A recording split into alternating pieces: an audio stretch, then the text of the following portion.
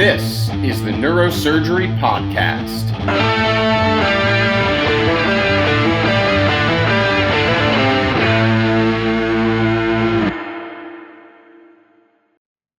Welcome back to the Neurosurgery Podcast. Today, we're going to do kind of a retrospective on a series. We were just laughing about this that we did 5 years ago, Dr. Wang. A series that, much like the podcast you came up with, that we called Hell Week. Do you even remember doing this?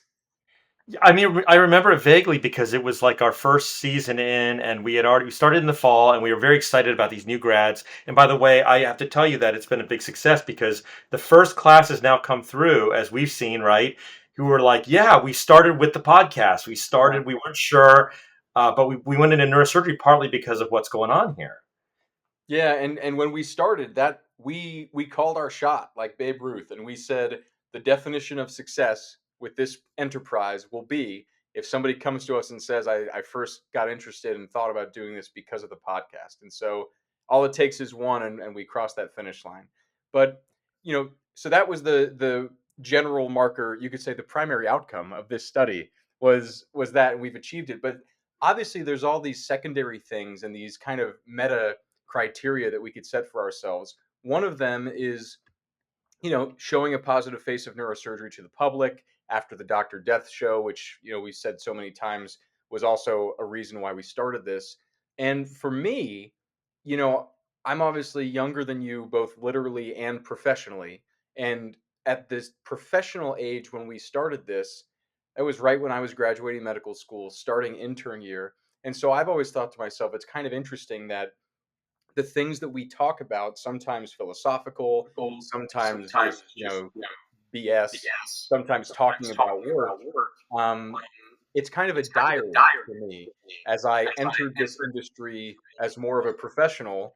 And looking back now, this Hell Week series we did right at the end of my intern year. And the idea was to give advice to the rising and new class of interns.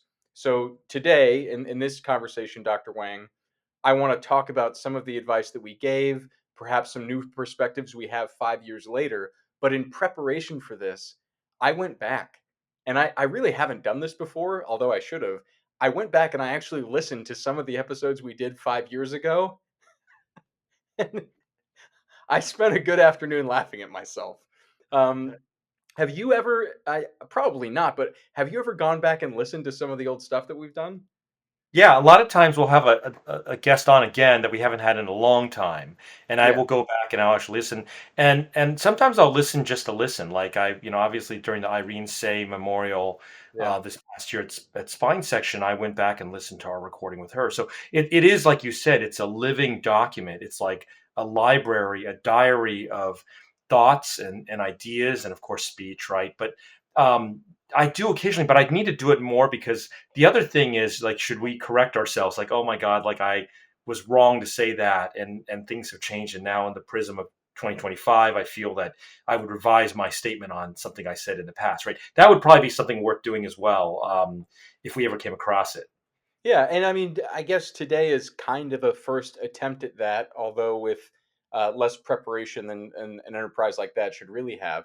Um, I've gone back as well. If we have a repeat guest, or sometimes when you and I do episodes independently, I'll listen to the episode that you've done, and then it's great because I actually, we laughed about this when we started the show. It's like a show like this doesn't exist for neurosurgery, and when I was in medical school, I would have loved if this existed because I'm such a podcast nut, and so it's kind of a treat when you do interviews independently because then I get to consume this just as an audience member and kind of sit back and just listen, go, oh wow, this is kind of fun. People talking about what I do all day, and I'm not behind the curtain. I can just take it in as an audience member. But Yeah, no, but same when I listened to you, or when like Lou Toomey Allen was interviewing Bob Spetzler and Volker Sonntag, we get to hear from a different angle. And I'm thinking about Black Mirror, that great show on Netflix. Like, yeah, could you like let's say a neurosurgeon is no longer with us, which happens, and could we go back to social media, which I guess this is, I guess, and yeah, like pull back like a duplicate person? Well, I mean, not the same person, but like the thought processes of JP Colson, right? It's stored on the internet, and we could like make an AI of JP that could like kind of give good advice to people. Right. Well, advice. I don't know if it's good advice, but that's kind of fun. And I think I make such an effort to be authentic when we're recording here, and much like how now students have come to you and they said, "Oh, we got interested in this because of the show." I've had a few years of people who come on interviews and match at Rush who've listened to the show before, and I to test myself I wait at least a year of them working with me and dealing with me and putting up with me in real life. And then I ask them like, "Hey, you listened to the show before. Now you actually know me. Is it really me? Like, am I different? What do you think?" And overwhelmingly, the response is always, "Well, yeah, you really do talk a lot." And that's I just constantly run my mouth, but so it is funny though that you mentioned about making some kind of AI bot that would give advice because that's exactly what this whole series was. So I'm looking now at the list of episodes, which is kind of a table of contents for the topics that we covered. So we did we called it Hell Week Beyond Boot Camp because we were doing fancy titles back then. And so we had things like seeing your first consult, the importance of being honest, which was a really important one that we'll get into a little bit, scrubbing in the politics, the workflow of scrubbing in for the first time, um, and lists of lists, trying to stay organized, fighting fear, having the confidence, staffing consults, knowing how to speak honestly to your superiors, leaving the hospital, knowing how and when to go home, how to be on rounds. And then we actually, at the time, we did kind of a retrospective look at the end of that series. And so the episodes that I actually went back and listened to were the final episode, which we called Graduation, where it was like the call to action, get ready for intern year. But most importantly, that episode, the importance of being honest. And this was one that you actually really took the lead on because you we had each kind of picked different topics, and this was one of yours. Um, so I'll tell you a little bit about what we talked about in that episode. But first, with no priming or prompting, it's 5 years later, and we're about to have a new class of interns. Off the cuff, give us some Mike Wang opinions on honesty in neurosurgery. Yeah, well, it's really funny, JP, because we just had our graduation last night, our residency and fellows graduation, right? And it was, it's very emotional because the Chiefs give presentations at Grand Rounds on Thursday. Then they have the Saturday night party at the East Hotel, and people speak very honestly. You get to meet their families. You get to really, like I'm not really good at like getting to know people, before. Like before this happens, and you see how far they've come. Like there's a lot of great pictures, the memorial, like a record of their training for 7 years, and I have to say that um, having survived a couple different big waves in the last 5 years, you and I, as like co-hosts of this podcast, the COVID Yeah. processes, yeah, a lot of the stuff that happened to residency training that happened during this time period. A lot of residencies were changed forever. And then, sort of like all the application process stuff, like interview in person, signaling, all these things.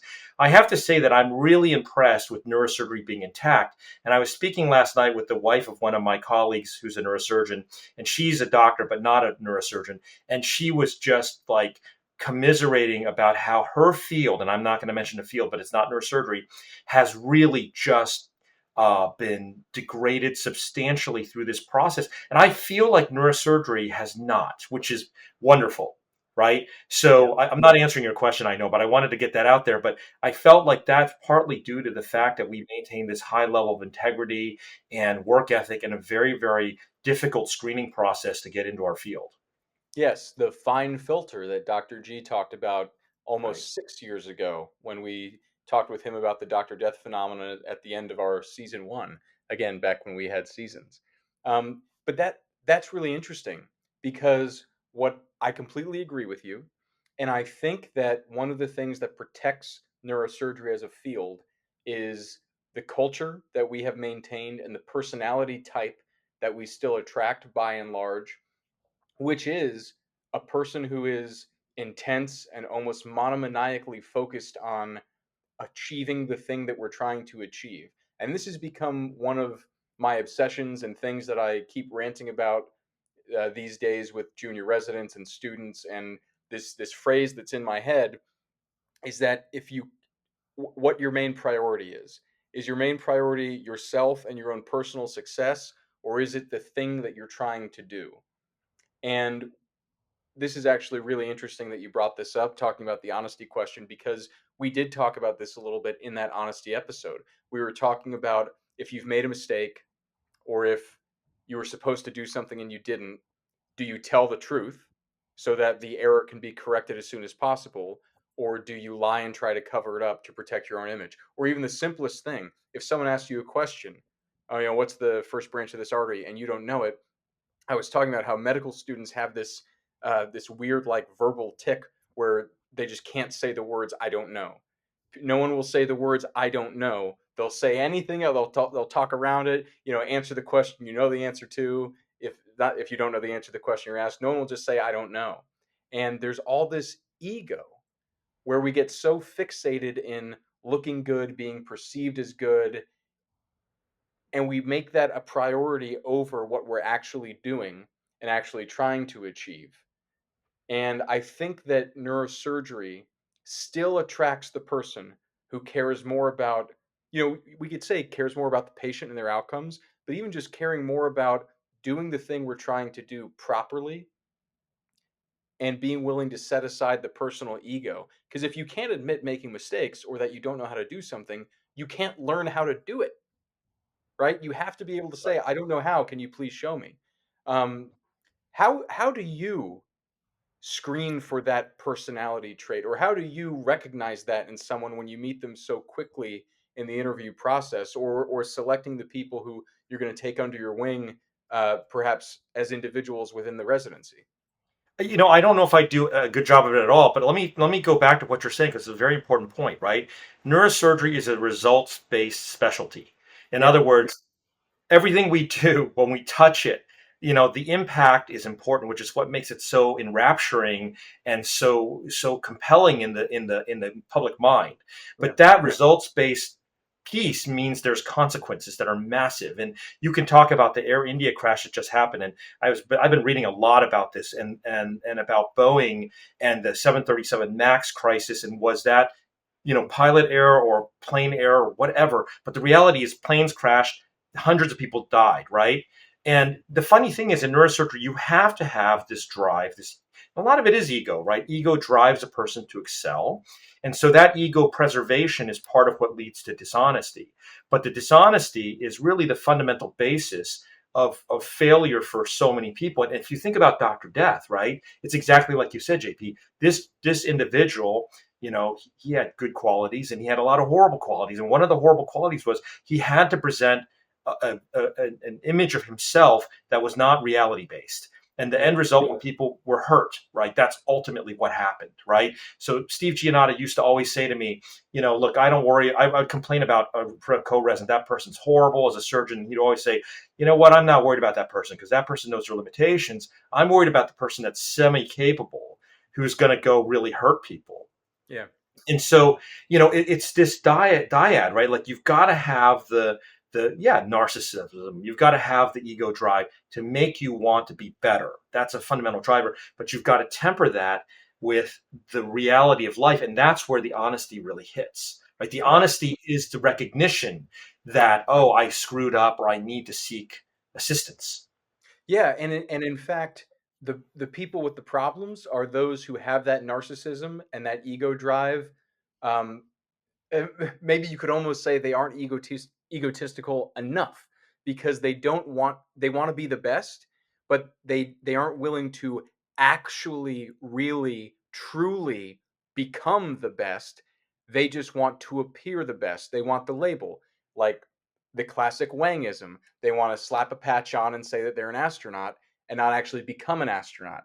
But if you actually do want to be the best, you have to be the best, which means really doing things the best, really doing the things you're supposed to do, really being as fast as you want to claim. And we talked about this in the episode about leaving the hospital, because when I was an intern, I used to make it a game. Same with discharging patients or me going home at the end of the day. The game in my mind was, I want to get all these people out of the hospital, or I want to get myself out of the hospital. But there are rules.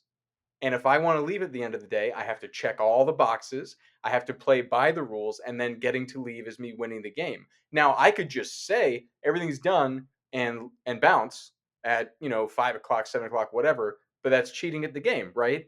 And then I'm not really winning. I'm stealing the gold medal. So it is that ego driving that narcissism, but for actually achieving that goal that you're setting out for, not just being perceived as having achieved it. So did we ever talk about Blue Origin? Blue Origin? No. Okay, so yeah, so this is really, I feel like humanity has come a long ways finally, right? Like this realization. So, Jeff Bezos, right? There's Elon Musk with SpaceX, and I'm sorry, it's Jeff Bezos, right? Yeah. Has Blue Origin. Is Jeff Bezos' Blue Origin? Yeah, I think so. Yeah. And do you remember that Lauren Sanchez, his fiance or wife, and Katy Oh, Perry yeah. and these other people went Uh-huh. up to do they sort of went to, I'm not an astronaut. I don't know the layers of the Earth, but they kind of went near space I think and then they came were back. still in atmosphere, and most importantly, there were no controls inside their capsule. So the interview afterwards, like, how does it feel to be an astronaut, right? And of course, this went viral because some people are like, yeah, this, girl, it's like 7 women or something like that. They're They all said celebrities. the first all-female crew. Yeah, Right. passengers, right? They're passengers. But this went viral, and this is nothing against females or celebrities, but it was hilarious because so many people are like, they're not astronauts, right? They went on a shuttle. They got close, right, to space, and they came back up. Nothing wrong with that. I probably would have thrown up and lost my guts, right? Yeah. But the reality is, it's like we called it. Didn't we do an episode? We talked about the Nino, the neurosurgeon in name only, Oh, right? yeah. Yeah, remember we talked about that. That look, they're and the thing about the real neurosurgeons is like you look at Harvey Cushing, right? You look at people who are real neurosurgeons, like you hurt people, like yeah, it's great to say you're a neurosurgeon. It's great to tell someone, oh yeah, by the way, I'm a neurosurgeon. You're a senator. You're an athlete. But have you had someone die in your hands? Maybe because you made a mistake. Like how does that feel? Like you're so proud now, right? And we are proud of who we are. But then you balance against that. And that's why we talk. People say, "Why do you talk so much about the military? Why don't you talk about professional athletes?" Because professional athletes don't accidentally just kill people, right? And they could, but like that's not the purpose. And so I think the military analogy is always a better one because it shows the skin in the game, right? And so the honesty really matters, right? Did you do the reconnaissance, right? Yeah. Clean your Exactly. gun. And now, I mean, now in the theme of honesty, now I have to share with you and anyone watching and listening the real result of me looking back at these episodes, and that, like I mentioned, that little personal diary of residency. I would strongly encourage anyone who struggles with having an ego or pride, or just as an exercise in humility, do this for me. Get out of school, get a job, and right at the end of your first year on that job, I want you to record an audio diary telling other people how to do that job and how to be, and giving them advice. And then 5 years later, go listen to it after you've actually learned how to do some stuff. Wow. Like, it's really eye-opening. I'm I was biking home from work the other day listening to this, and I'm ranting about having compassion and being honest and working hard and how you should be, and I'm like, who is this asshole? What does he think that he knows? And I even talked differently back then. I think I was like trying to be more formal, and I was less relaxed being on recording and stuff, but boy, it is really an exercise in humility to listen back to just the things that came out of my mouth 5 years ago, and have a little insight, and it's like, wow, what was going through that guy's head? No, but it never stops. Like I'm still humbled. Like every week something happens, and these are not. I mean, obviously, as an attending, you're talking about higher order problems, right? In a way, right? You're like, oh my God, like this is going on, right? And like what it's a new thing at these national meetings where they say you want to show your worst complications and stuff like that. It's not easy because at first you had to sign like an NDA, like a non-disclosure, so people wouldn't just sit around and record you and say, I want to find some lawyers to go after you. And that's why Eminem's protected, because Yeah. there's this part about being honest that you got to bare your soul. And in a university, the great, people always say, why should I have surgery at a university, right? Why should I come to university? And my answer always is, look, I'm surrounded by young men and women younger than me who are in training, and they're not immature, they're not unwise or unknowledgeable. And when I'm screwing up, right, which believe me, I screw up all the time in little ways and occasionally in big ways, they call me out on it. They're not mean about it, they're not derisive, but they're like, hey, what should we do about this, right? And they're really saying to you, like, this is not, like, you need to fix this, you need to pay attention here, right? And it's a great honor, like, to have the advice of more energetic people, more creative people. So JP, on the back end of listening to your own recordings, right, what would you say, like, give us one or two examples of things you would maybe say differently? Because I know a lot of things I want to say differently in retrospect, but we're talking about the beginning of internship. We got a new class coming in a week or two, right? Yeah. All over the country, all over the world. Like, how would you say it a little differently, or how would you think about it differently? Well, I will say the nice part of listening back was that I think the values haven't changed at all. The way I would phrase things, the kind of Pollyanna idealism that was in my voice back then might be tempered a little bit differently now. Not that I'm jaded, but just I'm older, and I'm more experienced. I've seen how things actually work, but thankfully, I don't think any of the actual values and principles or the advice we gave at that level has changed at all. And maybe it could have, right? Because I'm in my 30s now, I'm 5 years older, you're 5 years older. The beauty of this show that we've been doing as a historical document also ties in with that sense of honesty, is that I know in my heart, and I absolutely know for you, that when we come on here and we talk to each other, we talk with other people, we talk about current events, we talked about assassinations, we've talked about public policy and politics and things.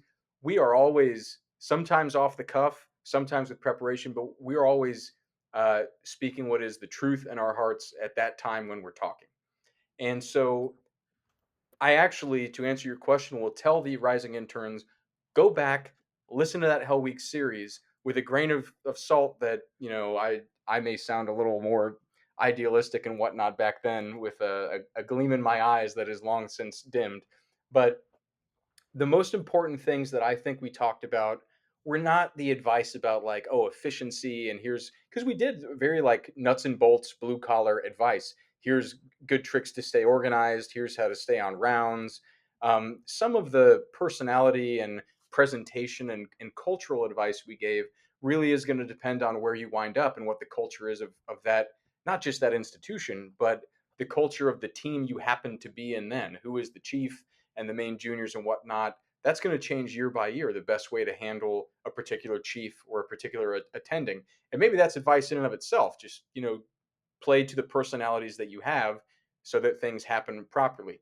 But the fundamental, almost virtuous advice that we gave about honesty, dependability, um, promptness, and those true priorities which should guide you more than just caring about your own personal success, I would not edit a single word of that. So just go back and listen to those things, because I will say it again. It's a plastic surgeon at Miami when I was in medical school, um, who told this to me on a rotation, and I said it at the end of the episode about honesty, and I'll say it now. It only takes three things to be a successful surgical trainee: basic manual ability, the capacity to learn, and you must never, never lie. And that's word for word what I said 5 years ago, and it's true today as well.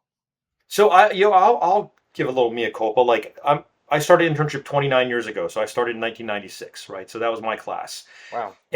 And normally when you talk to older folks, they're like, "Oh, let me tell you how bad it was when I was, a kid," right? I'm going to actually say, and I'm pretty sure I'm right about this. I think it's harder than ever, actually, for the most part, to be a house officer. House officer is the British term for a resident, right? Yeah. And I think that the biggest difference today, in my mind, okay, at least just watching them scurry around the hospital, is that there's this new administrative state. So it used to be there were nurses and there's doctors and there's patients. and there's a handful of other people around, like techs and whatnot, janitors and whatnot. That was pretty much it. Nurses of various stripes, doctors of various stripes, and then patients, right? Now you've got this whole layer where every other day I get some text or email from some administrator. It usually is a nurse that's an administrator, doesn't deal with patients directly, who says you need to tell so and so to do this. And it's usually something related to electronic medical record or billing or Yep. compliance. And that I feel like interferes significantly with the, not that those things aren't important, but I will say this on the record, they are secondary. They're secondary to taking care of humans. And I'll debate any administrator on that. Our job is to take care of people. And there are these, yeah, we got to have a process. We got to have a mission. We got to have it paid for. We got to comply with law, right? We got to comply with regulations, really not laws. It's usually regulation, which is Right. different layer of law, right? Saying like, you got to check this box to do something is not like the equivalent to murdering someone or cheating on your taxes. It's not the same thing. And Right. by the way, those regulations change every week and every day and every month. And so I'm not saying there's no purpose in them. What I'm saying is that when we were growing up, everything was on paper and you just did it. And as long as you didn't do anything that really hurt people, people kind of understood that, yeah, you misspelled this. Okay, good. Your writing's semi-legible. Okay. But nowadays, this whole other layer is looking at these folks and saying, oh, and it's this constant feedback. And it's always negative. It's never like, oh, congratulations. You did such an amazing job with these people. You almost never hear that from an administrator. Right. So your job is harder than mine. So I'm gonna say that on the record today. Yeah. There's a lot to unpack there, and we've talked a lot about this stuff on the show before. Our friend and frequent podcast guest Tony DiGiorgio has that wonderful, wonderful publication from UCSF, Death by 10,000 Clicks, where he actually quantified how many hours per shift his junior residents are looking at a screen instead of a human and clicking check boxes in Epic instead of doing procedures or talking to a family or rounding on their patients, et cetera, et cetera. And I'll go And even further, by the way, to conspiracy theory. Let me go. Okay, now I could get in trouble for this. I want to throw down deeper because you bring up Anthony Giorgio. You're clicking and typing into the EMR because those companies like Epic, I believe they own it. I may get in big trouble they for own this, it. right? This is like the Dr. Doogie or Dr. whatever that was. I can't even remember it now. Like, oh no, now the internet's going to be like they're coming after Wayne because he's speaking some kind of conspiracy. You're training their processes to Yep. replace us eventually. Oh yeah, it's funny. Like vancomycin needs to be ordered for this. Oh, now the computer knows. And I'm not saying that that's actually what they're doing yet, but I'll tell you that data they own it, and and look, the next is the robots, right? Everybody's saying I want to be a proceduralist, so I'm immune to the AI and all that. But then the robots come after that, right? So I'm Yeah, not worried. and when you plan a trajectory, who owns that, right? There, because there's Yeah, a trajectory for a screw that you plan in software. Who owns that plan? that's Uh, exactly right. you And know, and we we're being conspiracy theorists here, so we don't want to go too. I don't want to get JP in trouble too. It's all me. But the thing is, yeah, think about, and it's not that I'm not saying revolution, fight the power, don't do your job. What I'm saying is, I feel for you out there. I yeah. feel for all the thousands of house staff clicking boxes. You want to talk about being prescient? By the way, I think because this would have been 7 or 8 years ago when I was writing those Science Times articles with you, the editorials. We wrote one about that, about how EMR was. I don't think we ever published that one, but we wrote one about how all the clicking was training the computers to take our jobs, and we're seeing it happen. We're living in the future that you feared back then. But it is very true, and I know it's a dirty word in this podcast, but burnout or frustration on the job or lack of fulfillment or what you want to call it, it doesn't come from junior residents taking a 24-hour call, staying post call to do a surgery, seeing patients, taking care of people, helping them get better, being there when they don't get better, talking to the families.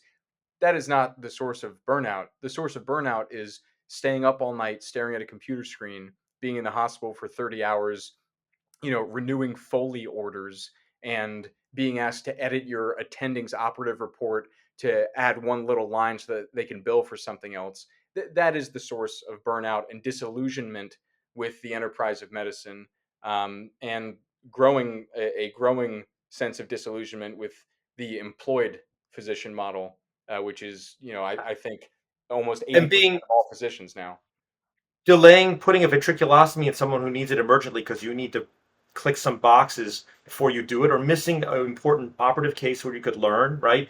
Right. That's there's a real cost. I mean, it's not like, for all the folks out there starting residency internship, your time is not invaluable. In other words, your time is valuable, right? Like, Right. you're going to get a lot of like, oh, it's just you're the junior person, so you got to do this. And again, this is not about insurrection. This is about, we value what you do. You are helping people, and it's unfortunate that this is what it's become. But remember, you're a doctor. You've got amazing things to learn, amazing things to do in your life. Yeah. And you know what? I know we're running long here, as we often do when it's just you and I. But here is a new, fresh piece of advice 5 years after the original Hell Week, both with us getting older and the the change in the healthcare industry that we've both seen over these years. And I will just echo what you said, Dr. Wang, which is, remember that your job is to take care of people, not documentation, not checklists. And with shorter and shorter work hour restrictions, they're talking about reducing work hours in the United States even further, and more places are, being compliant with the restrictions we already have.